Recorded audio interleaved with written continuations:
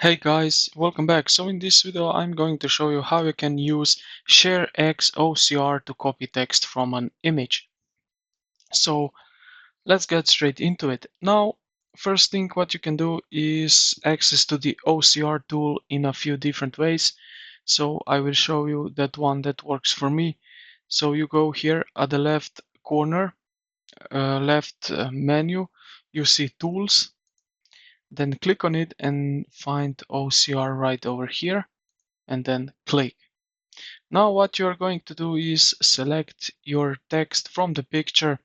So I have it right here. So I will drag from one end to another diagonally, and like that it will open up this window, as you can see. So here I have language. I have language here, then scale factor, and then I have here services, so Google Translation, Google Search, Google Image, and so on.